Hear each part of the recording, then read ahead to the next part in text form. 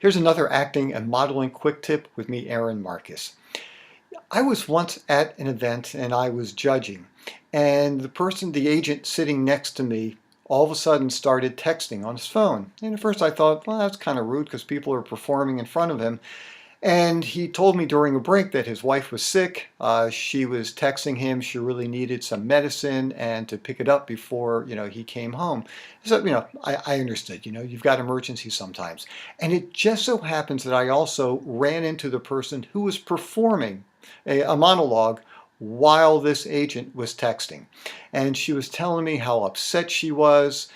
She felt like, the person had absolutely no interest in what she was doing. She became very distracted. And so here's something I wanted to share with you. What you see is not necessarily reality.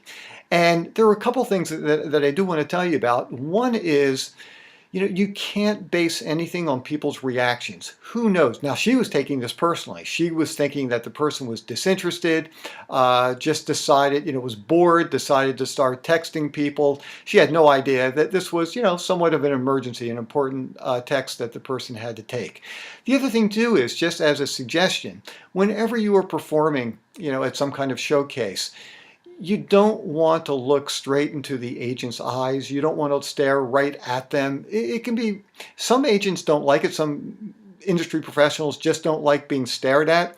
So what I always suggest is look right above their eyes. So if I'm looking right into the agent's eyes right now, if I was performing, I'd probably look more like this. And that way it kind of looks like, I'm looking at them, but I'm not staring into their eyes. The other thing too is it helps the performer.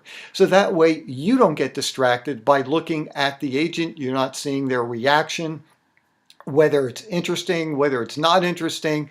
So just a couple of quick things. You can't always interpret and know what somebody is thinking just because of their reaction.